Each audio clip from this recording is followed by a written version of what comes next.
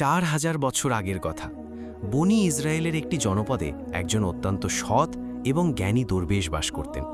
ছোটবেলা থেকে তার একজনই বন্ধু ছিল, যে জন্ম থেকেই বোবা এবং এক পায়ে অক্ষম। অনেক দিন ধরে তাদের দেখা হয়নি। একদিন দরবেশের খুব ইচ্ছে হলো তিনি বন্ধুর সঙ্গে দেখা করতে যাবেন। পরের দিন তিনি পায়ে হেঁটে বন্ধুর গ্রামের দিকে যাত্রা করলেন। গ্রামটি ছিল অনেক দূরে এবং মাঝে অনেক ছোট ছোট গ্রামও পড়ছিল। দরবেশ আপন মনে হেঁটে চলেছেন। হঠাৎ রাস্তার মাঝে তার সাথে এক অপরিচিত লোকের দেখা হলো।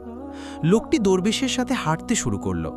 দরবেশ ভাবলেন, এটা তো খুব ভালো হলো, কারোর সাথে থাকলে পথ তাড়াতাড়ি পার হয়ে যাবে। হাঁটতে হাঁটতে দরবেশ লোকটির নাম জিজ্ঞেস করলেন। লোকটি তার নাম বলল, কাবিজ। দরবেশের কাছে নামটি কিছুটা অদ্ভুত লাগলো। তিনি ভাবলেন, এ কেমন নাম? কিন্তু তিনি আর বেশি কিছু জিজ্ঞেস করা প্রয়োজন মনে করলেন না। তারা দুজন একসাথে হাঁটছিলেন। পথে একটি গ্রাম এলে অপরিচিত লোকটি দরবেশকে বলল, আপনি এগিয়ে চলুন, আমাকে এই গ্রামে একজনকে একটি বার্তা দিতে হবে। আমি আপনার সঙ্গে একটু পরে দেখা করছি। দরবেশ বললেন, ঠিক আছে, এবং তিনি এগিয়ে গেলেন। ঠিক তখনই গ্রামে খবর ছড়িয়ে পড়ল যে একটি ষাঁড় এক ব্যক্তিকে মেরে ফেলেছে। লোকটি মারা যাওয়ার কিছুক্ষণ পরেই সেই অপরিচিত লোকটি আবার দরবেশের সঙ্গে এসে যোগ দিল। এরপর তারা হাঁটতে হাঁটতে আরেকটি গ্রামের বাইরে পৌঁছলেন। সেখানে একটি ছোট কাফেলা তৈরি হয়েছিল। সেখানে থাকার ব্যবস্থাও বেশ ভালো লাগছিল। দরবেশের বন্ধুর গ্রাম তখনও সেখান থেকে অনেক দূরে ছিল এবং সন্ধ্যাও হয়ে আসছিল। দরবেশ অপরিচিত লোকটিকে বললেন, রাত হচ্ছে, সারাদিন হাঁটাহাঁটি করে খুব ক্লান্তি এসেছে আর খিদেও পেয়েছে, তাই আমরা এখানেই খাওয়া দাওয়া করে বিশ্রাম নিই, সকালে আরাম করে আবার যাত্রা শুরু করব।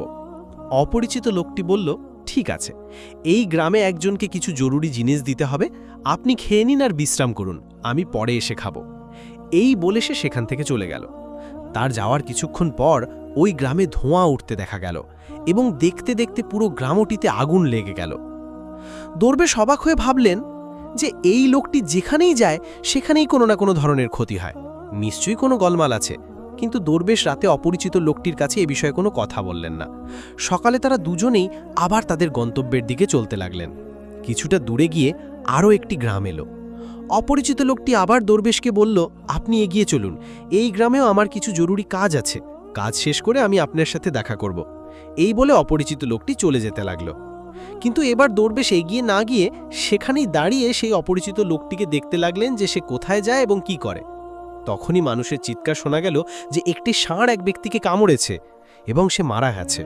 ঠিক সেই সময় অপরিচিত লোকটি আবার দরবেশের সঙ্গে এসে যোগ দিল। সামলাতে পারলেন না এবং লোকটিকে জিজ্ঞেস করলেন, আপনি যেখানেই যান সেখানেই কোনো না কোনো ধরনের ক্ষতি হয়, আপনি কি আমাকে বলতে পারেন কেন এমনটা হয়? সে জবাব দিল, দরবেশজি, আমি আপনাকে একজন খুব বড় জ্ঞানী ব্যক্তি ভেবেছিলাম, তাই আমি আপনার সঙ্গে হাঁটছিলাম, কারণ জ্ঞানী মানুষের সঙ্গ খুব ভালো হয়। কিন্তু আপনি এখনো বুঝতে পারেননি আমি কে? দরবেশ বললেন, আমি তো বুঝেছি, কিন্তু আমার মনে কিছুটা সন্দেহ আছে। যদি আপনি নিজে আপনার সম্পর্কে বলেন তাহলে আমার জন্য সহজ হবে। অপরিচিত লোকটি জবাব দিল, আমি মৃত্যুর ফেরেশতা এবং আল্লাহর আদেশে আমি সেই সব মানুষের প্রাণ নিই যাদের আয়ু শেষ হয়ে গেছে। দরবেশের মনে আগে থেকেই সন্দেহ ছিল, তবুও মৃত্যুর ফেরেশতার মুখ থেকে এই কথা শুনে তিনি ভয় পেয়ে গেলেন।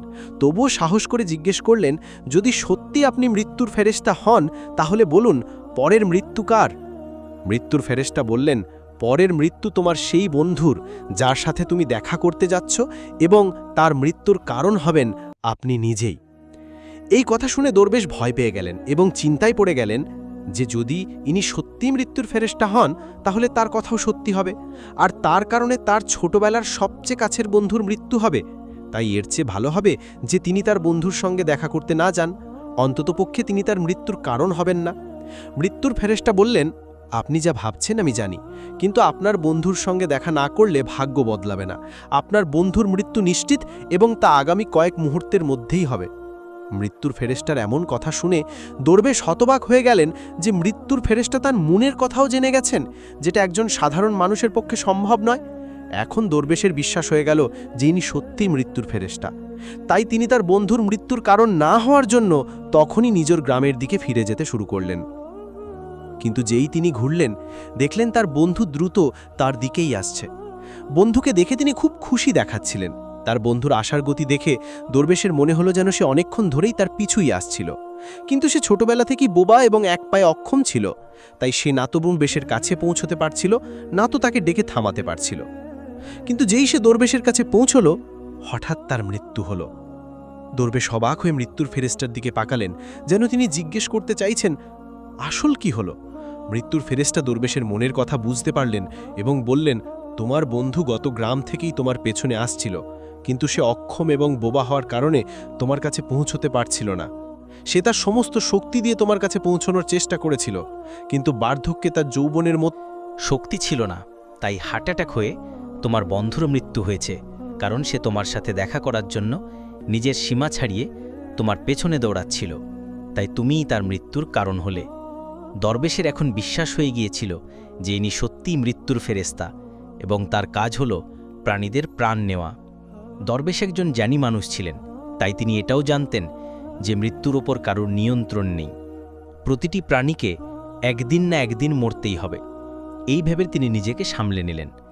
কিন্তু হঠাৎ দরবেশের মনে নিজের মৃত্যু সম্পর্কে জানার ইচ্ছা জাগল। তিনি মৃত্যুর ফেরেশতাকে বললেন, যখন আমার বন্ধুর মৃত্যু হবার ছিল তখন আপনি শুরু থেকেই আমার সঙ্গে কেন হাঁটছিলেন? মৃত্যুর ফেরেশতা জবাব দিলেন, আমি তো সবার সঙ্গে হাঁটি এবং সব সময় হাঁটি, কিন্তু মানুষ আমাকে চিনতে পারে না, কারণ মানুষের কাছে তাদের নিজের সমস্যা ছাড়া অন্য কোনো ব্যক্তি, জিনিস বা ঘটনা সম্পর্কে ভাবার বা তাকে দেখার এবং বোঝার সময় থাকে না। দরবেশ বললেন, আপনি কি বলতে পারেন আমার মৃত্যু কখন এবং কিভাবে হবে? মৃত্যুর ফেরেশতা বললেন, যদিও একজন সাধারণ প্রাণীর জন্য এটা জানা উচিত নয়, কারণ যে কেউ তার মৃত্যু সম্পর্কে জেনে দুঃখই পায়, কিন্তু আপনাকে দেখে একজন জ্ঞানী মানুষ মনে হচ্ছে এবং আপনি আপনার বন্ধুর মৃত্যুকে যত সহজে মেনে নিলেন তা দেখে মনে হয় আপনি নিজের মৃত্যু সম্পর্কে জেনেও দুঃখ পাবেন না। তাহলে শুনুন, আপনার মৃত্যু আজ থেকে ঠিক 6 মাস পর আজকের দিনেই অন্য কোনো দেশে ফাঁসিতে হবে, এবং সবচেয়ে অবাক করার মতো বিষয় হবে যে আপনি হাসি মুখে ফাঁসি মেনে নেবেন। এই বলে মৃত্যুর ফেরেশতা সেখান থেকে চলে গেলেন, কারণ এখন তার কাছে দরবেশের সঙ্গে থাকার কোনো কারণ ছিল না। দরবেশ তার বন্ধুর শেষকৃত্য সম্পন্ন করে নিজের গ্রামে ফিরে গেলেন। কিন্তু বন্ধুরা, কোনো ব্যক্তি যতই বড় জ্ঞানী হোক না কেন, নিজের মৃত্যু সম্পর্কে জেনে চিন্তিত তো অবশ্যই হন এবং মৃত্যু থেকে বাঁচতে কিছু না কিছু অবশ্যই করেন। দরবেশও তাই করলেন, কারণ তিনি একজন জ্ঞানী ব্যক্তি ছিলেন। তার পরিচিতি তার দেশের খালিফা পর্যন্ত ছিল। দরবেশ ভাবলেন যে খালিফার কাছে তো অনেক জ্ঞানী উপদেষ্টা থাকেন, তারা আমার মৃত্যু সম্পর্কিত সমস্যার কোনো না কোনো সমাধান অবশ্যই বের করবেন। এই ভেবে দরবেশ রাজ দরবারে গিয়ে হাজির হলেন এবং খালিফাকে তার পুরো গল্প শোনালেন। খালিফা তার উপদেষ্টাদের এই কথাটি জানালেন এবং তাদের পরামর্শ চাইলেন।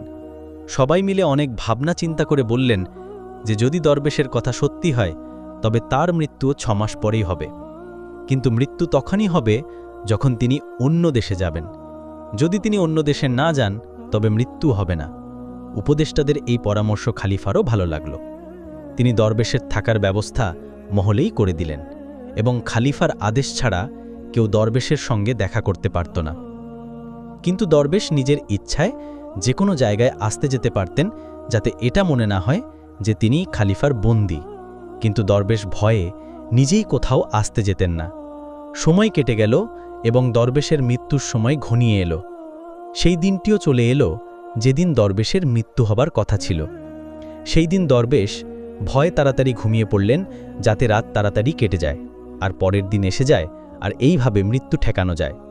কিন্তু বন্ধুরা, দরবেশের ঘুমিয়ে হাঁটার রোগ ছিল এবং এই রোগ সম্পর্কে তিনি নিজেও জানতেন না, তাই খালিফা বা কোনো হাকিমকে এই রোগ সম্পর্কে জানানোর তো প্রশ্নই ওঠে না। দরবেশ তার মৃত্যু নিয়ে খুব চিন্তিত ছিলেন এবং ঘুমিয়ে হাঁটার রোগ তখনই আসে যখন ঘুম ঠিকমতো না হয়। রাতে দরবেশের ঘুমিয়ে হাঁটার রোগ শুরু হলো। তিনি উঠলেন এবং মহল থেকে বেরিয়ে ঘোড়ার আস্তাবলে পৌঁছলেন। দরবেশ খালিফার একজন বিশেষ অতিথি ছিলেন, তাই কোনো চৌকিদার তাকে থামালো না এবং কোনো জিজ্ঞাসাবাদও করল না।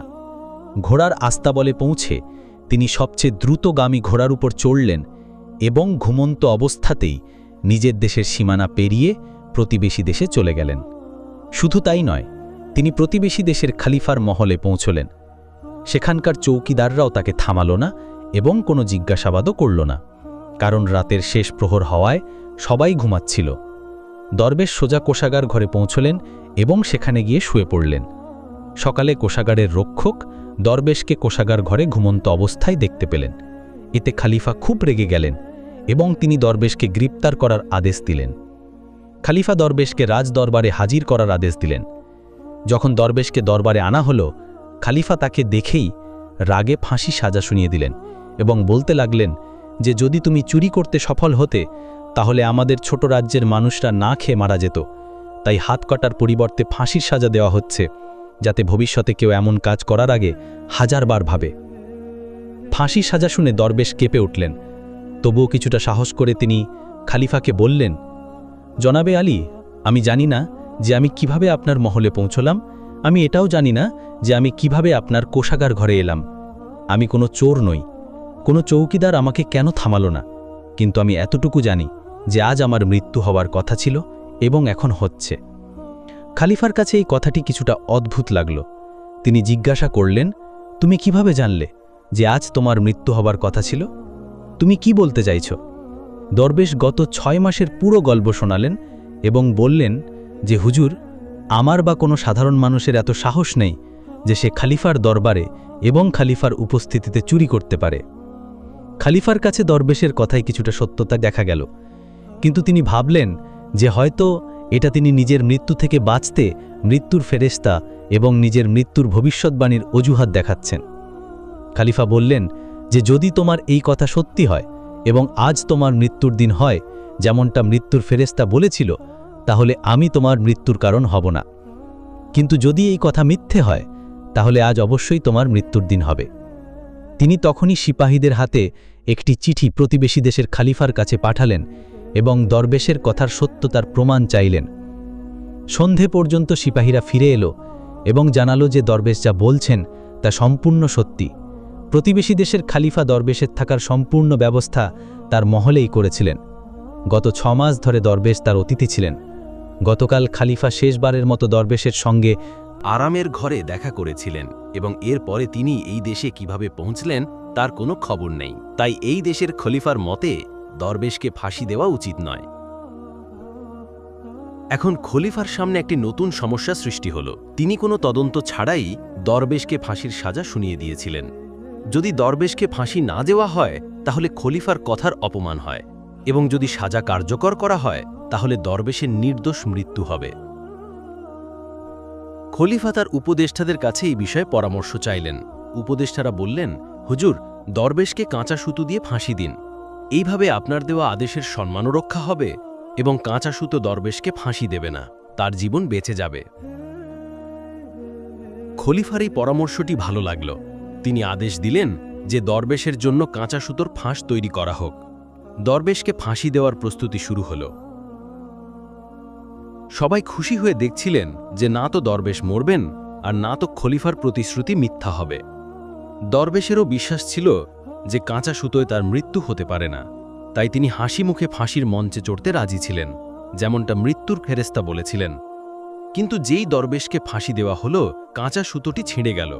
কিন্তু ছিঁড়ে যাওয়ার আগে সে তার কাজ করে দিয়েছিল। দরবেশের গলার হগ কাঁচা সুতোয় কেটে গিয়েছিল। দরবেশ মাটিতে পড়লেন এবং ছটপট করতে লাগলেন। প্রতিটি শ্বাসের সাথে তার গলা থেকে রক্তের ফোয়ারা বের হচ্ছিল। দেখতে দেখতে দরবেশের শরীর পুরোপুরি নিশ্চল হয়ে গেল। সবাই অবাক ছিল যে এত দুর্বল একটি সুতো কিভাবে কারোর মৃত্যুর কারণ হতে পারে। কিন্তু ঘটনাটি ঘটে গেছে। ভাগ্য তার কাজ করে দিয়েছে। যা হওয়ার থাকে তা হয়েই থাকে। বন্ধুরা, এই গল্প থেকে আমরা এই শিক্ষা পাই যে আমরা যতই সতর্কতা অবলম্বন করি না কেন, যতই চেষ্টা করি না কেন, আমরা কখনো কোনো অবস্থাতেই ভাগ্যের লেখাকে মুছে দিতে পারি না। প্রতিটি ঘটনা এবং তার পুরো ধারাবাহিকতা আগে থেকেই নির্ধারিত থাকে। আমরা তাকে একটু এদিক ওদিক করতে পারি না। এই কারণেই ঈশ্বর আমাদের ভবিষ্যৎ জানার শক্তি দেননি, যাতে আমরা আমাদের জীবনকে আরও ভালোভাবে যাপন করতে পারি। এই কথাটি দরবেশের ক্ষেত্রেও সত্যি হয়। যদি দরবেশ মৃত্যুর ফেরেশতার কাছে নিজের মৃত্যুর সম্পর্কে না জিজ্ঞেস করতেন, তাহলে তিনি 6 মাস পর্যন্ত খলিফার মহলে ভয়ে ভয়ে বাঁচার পরিবর্তে আরও ভালোভাবে জীবন কাটাতে পারতেন। শুধুমাত্র একটি জিনিস ভাগ্যকে বদলানোর শক্তি রাখে, আর তা হলো দোয়া।